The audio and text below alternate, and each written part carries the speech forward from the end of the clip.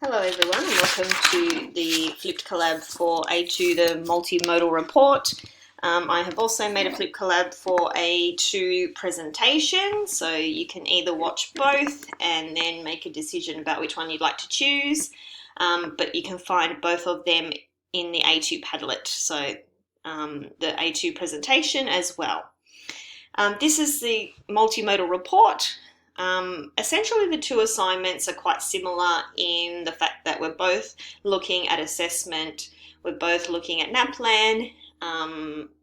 Pretty much the way we present is going to be different because the multimodal report encompasses more of the idea of having text with perhaps images or video or things to support the text, whereas the presentation is a timed 9-minute presentation where you're presenting as if you were presenting to parents. So essentially very similar content, just I guess it depends on how you want to present your A2. Might change your mind on which one you decide on with our decisions. Now, as I've said all along in these flip collabs, I've tried to choose Rachel's top 5 things to get you started, and I know that this being a 40% weighted assessment, I can't possibly answer everything in this half an hour, so please think of it more as a way of things maybe you can think of to start with, things that you can go off and start researching, start looking into so that you can make a start or even just formulate questions so that in week 9 when we have our interactive collabs you've got something to go off and something to base your questions on. So let's have a look at Rachel's top 5 things. So our number 1 thing is to start off with the explanation of NAPLAN and your chosen assessments. So if you have a look at the assessment details, point number 1 says to briefly explain NAPLAN and 2 other forms of assessment and reporting in English. Now, NAPLAN has been chosen for us, and that is the same with presentation as well, that we will all be focusing on NAPLAN.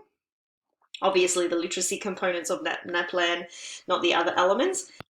So let's have a look at NAPLAN first. We're going to give a brief overview and you might be wondering what exactly that means. So when you go off and do your researching and get a little bit more acquainted with NAPLAN, as I said, we're going to focus on the literacy elements. So we know that maths and numeracy is also tested, but we're just focusing on the reading, writing, spelling and grammar, probably most predominantly the reading and writing.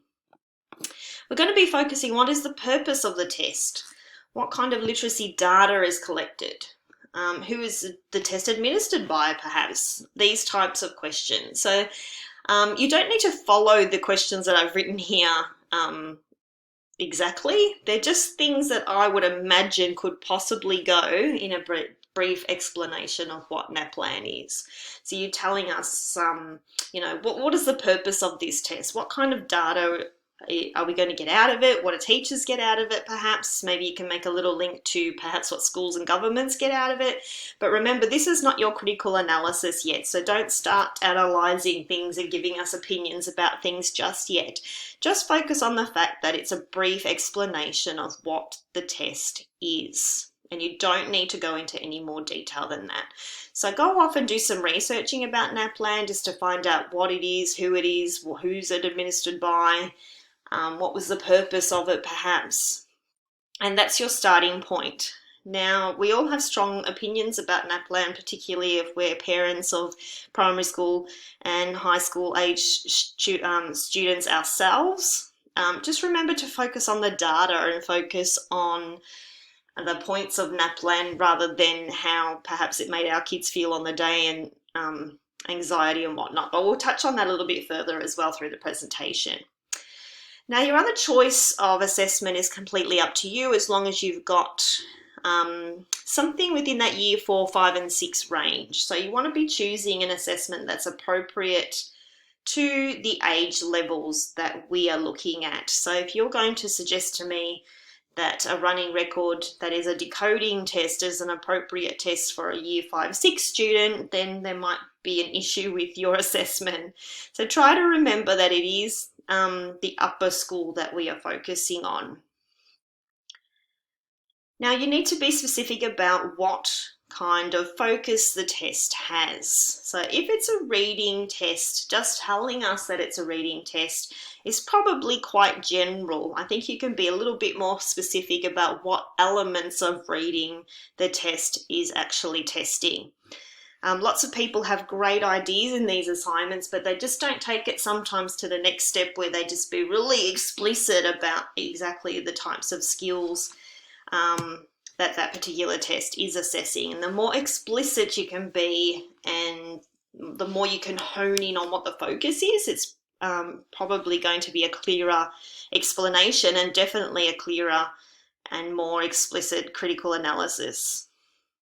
Perhaps you can talk to us about how the test is administered. So is it a conference? Do we talk to each other? Is it a written test? Do we have to sit down? What's the format of the test? Perhaps it's a multiple choice. Perhaps it's a worded answer thing. And what kind of data? We're always going to bring it back to the data, because essentially when we think about assessment, that's the whole nature of assessment, isn't it? So we want to focus on the fact that this assessment has to give us data that drives our teaching and planning. So when we sit down and we want to write lessons and we want to formulate goals for students, we need to know exactly where they are and how we're going to get them to the next place where they need to be. Now, I didn't mention this in my A2 presentation collab that I made just before this one, but it actually dawned on me as I was writing up these slides that perhaps the assessment choice is completely up to you. So whether you want to choose a writing thing, a reading thing, NAPLAN is our core one, but the other assessment choices are up to you. And then it just dawned on me that perhaps in an effort to compare apples with apples, if you like, it might be ideal. I'm just thinking in my mind that I would choose 2 reading. I did suggest in the presentation that you can just choose whatever you like, but now that I'm having a think about it, it might be better that if you are going to do a critical analysis, that you're comparing 2 reading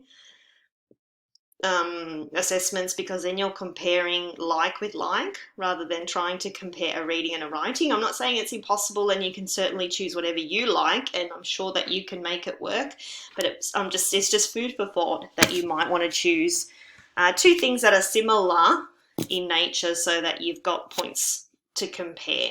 But as I said, just an idea I'm throwing out there. So we've started off with a brief explanation of NAPLAN and just what our 2 assessments are. Now, I know everybody's going to be screaming out, how do we format this? How do we structure this? And there's no real right way. You might want to follow NAPLAN the whole way through and keep talking about NAPLAN and then briefly discuss your other 2 assessments, and it's all become a bit of a separate entity. I know when I had a look through lots of assessments from last time, there wasn't any particular way or structure, or I think every student sort of just took it on themselves to think of a way that made it work for them. Because you do have to compare, it kind of does make it hard to talk about all of them separately, I suppose, because you need to have that element of comparison. But certainly the format and the layout can be something that you guys can chat a little bit further about in the interactive collab.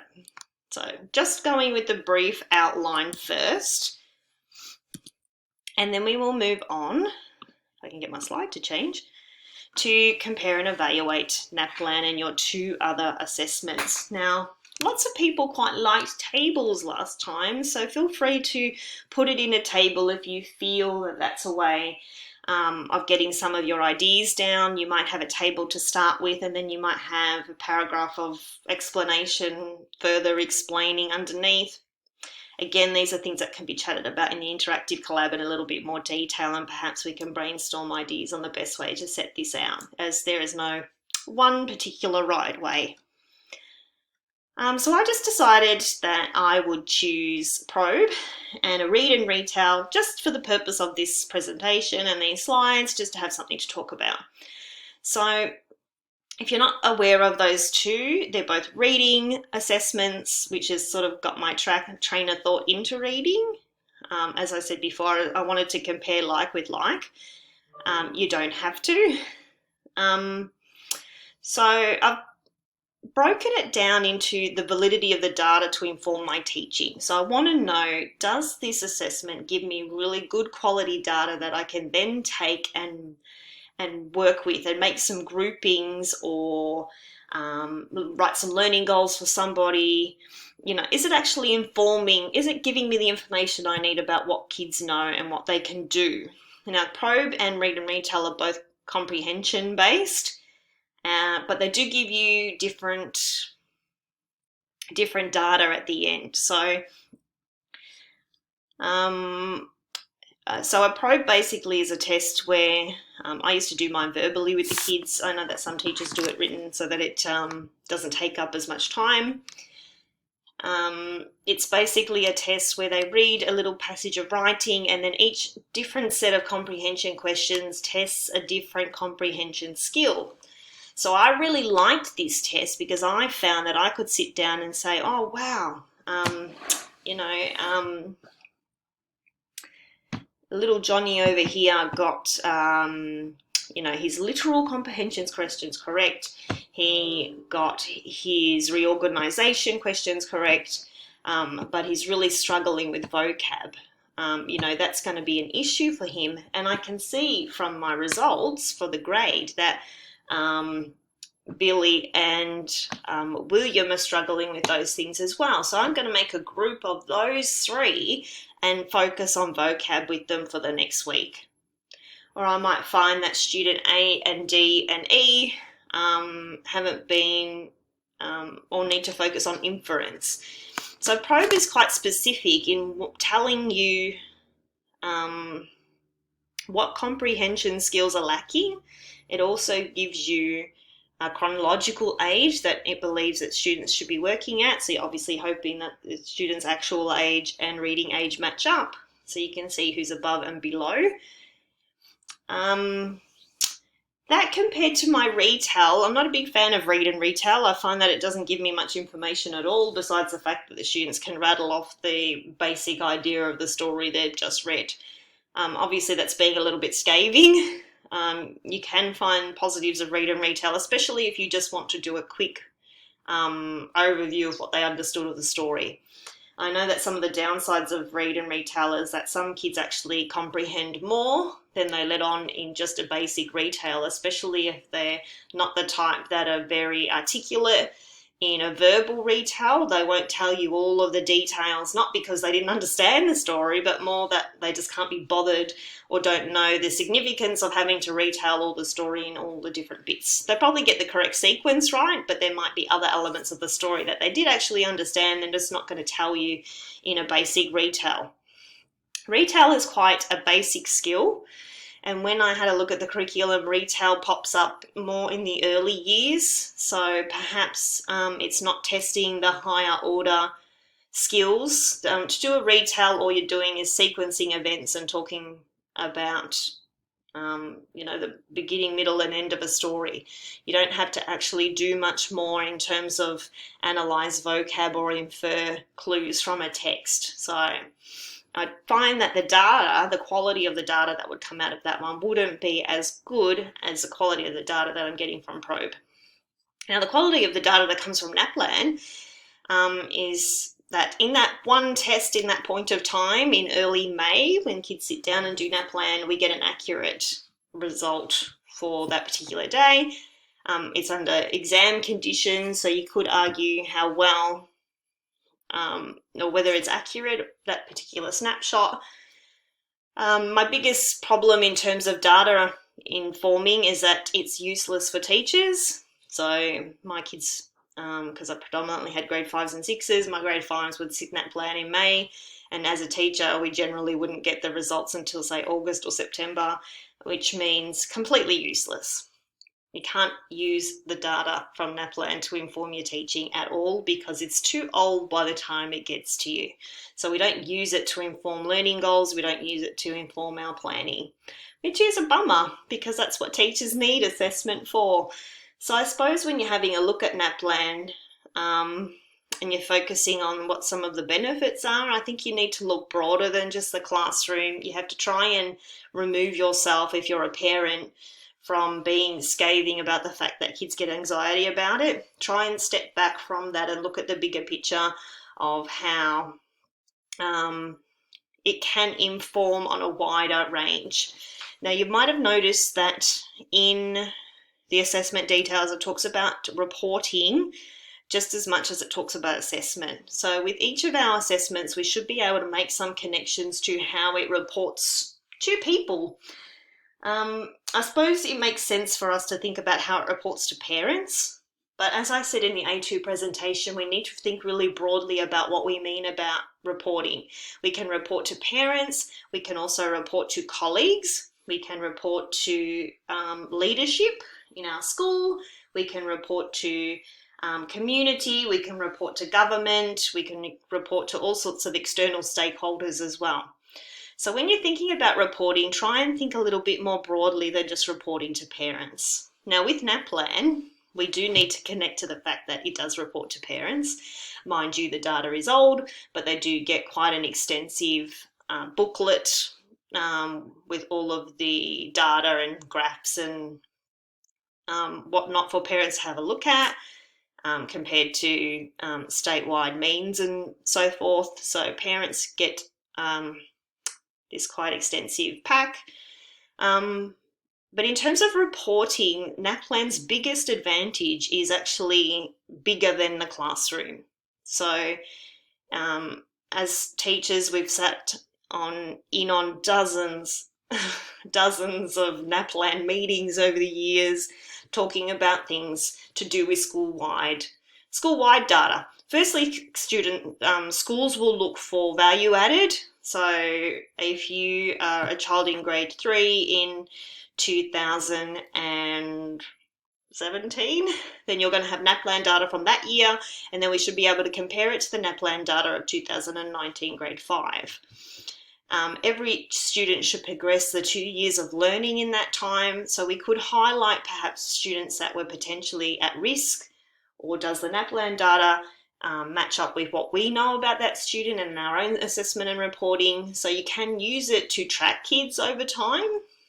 Schools also use it to inform school-wide policies like strategic plans. So if you know anybody who works in a school, or if you've got a mentor teacher that perhaps you've worked with and you're working with now or still keep contact with, you can talk to them or ask your ELA about how schools use the data. So for example, at the school where my kids go, NAPLAN data showed that writing was the weakest of the NAPLAN data. It was a bit of a trend for the past few years that of all of the literacy-based skills that NAPLAN assesses, that writing was the weakest.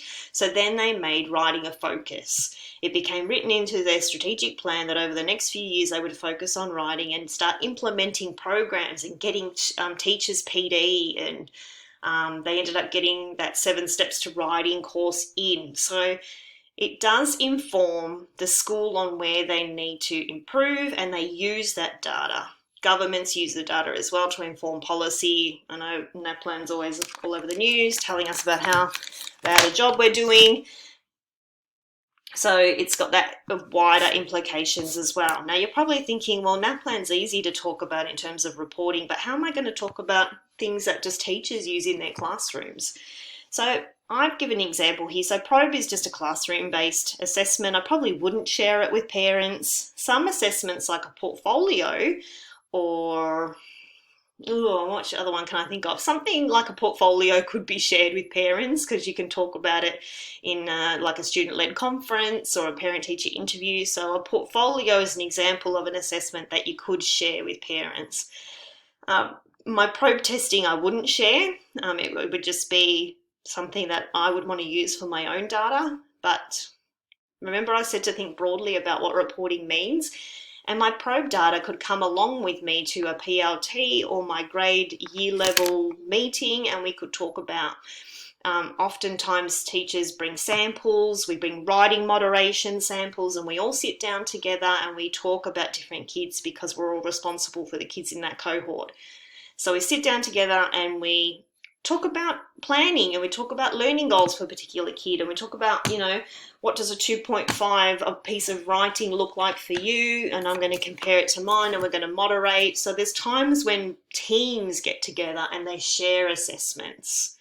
So think about a time when, think about the 2 assessments that you're going to choose, and think about what elements of reporting you could connect to, whether it's parents, whether it's fellow teachers, whether it's leadership, whether it's school policy making, whether it's government.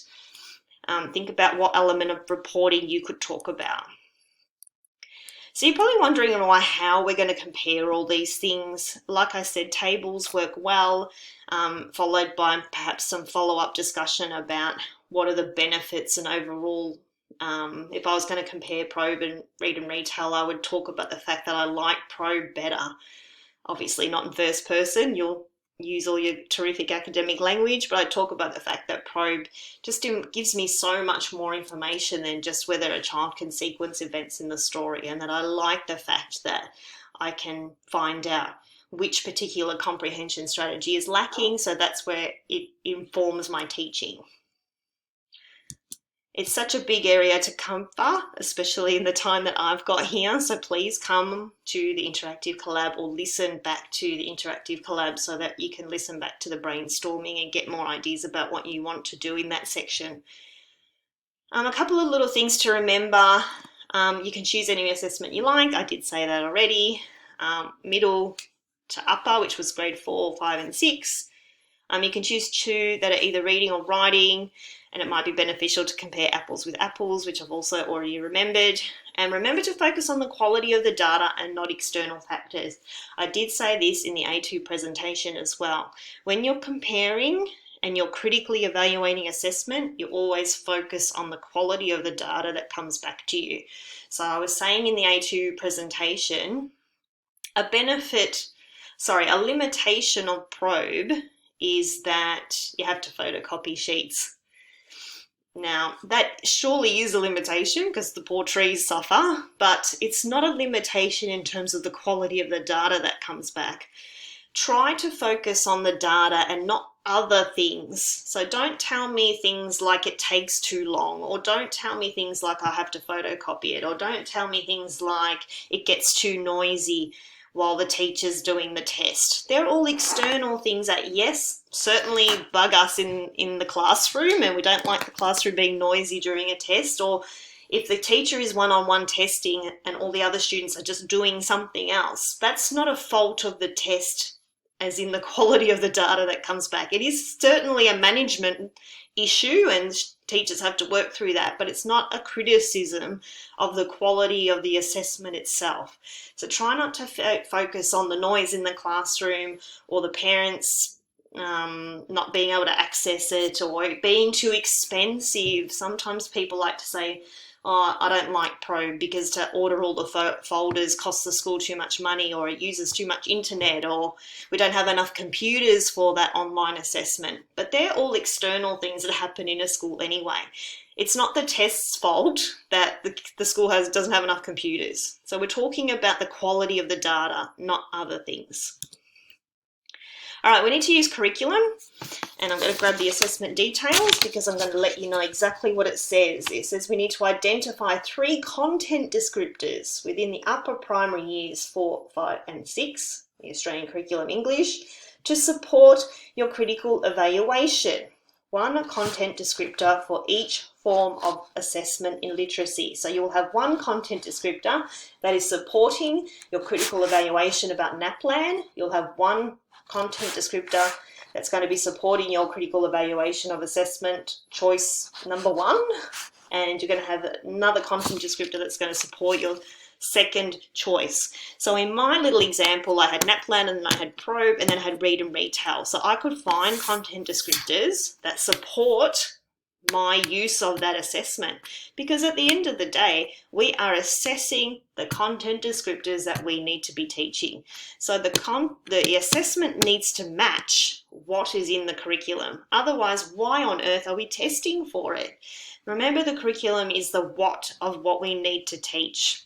So Probe, why am I doing that with my class? Why am I taking the time to implement this particular strategy? Why is it my choice of lots and lots of assessments that I could choose from? Well, I know that PROBE is a test of comprehension skills, and I know that it tests for literal, inferential, reorganization, vocab, evaluation, and reaction. They're the skills that PROBE tests. Then I go to the curriculum and I say, oh, here we go, comprehension strategies. This is the reason why I use PROBE in my classroom, is because I have to teach comprehension strategies, and I need to know that the kids can use a variety of comprehension strategies. That's something that they need to know from foundation probably all the way up to year 10, but just to focus on these, I've accidentally cut off year 6, which is very silly of me, but you can imagine there's another one here. So we're talking about this, the fact that it uses inferred and literal comprehension, even as low down as grade 1. We don't need to focus on that, but it's just showing you that how there's a progression of skills. So by the time you get to grade, say 3 and 4, and then going into 5, it talks about using this literal and inferred meaning to evaluate and to build up content knowledge and integrate and analyze and evaluate texts. Look, we've got evaluation here. So PROBE actually helps me to find out if children can evaluate text. PROBE actually helps me to find out if they can infer. PROBE helps me to find out if they can use all of these skills to reorganize. So reorganization means that they use different skills in the text, different clues in the text, and they piece them together to get an overall answer. So this content descriptor shows me that my assessment is valid.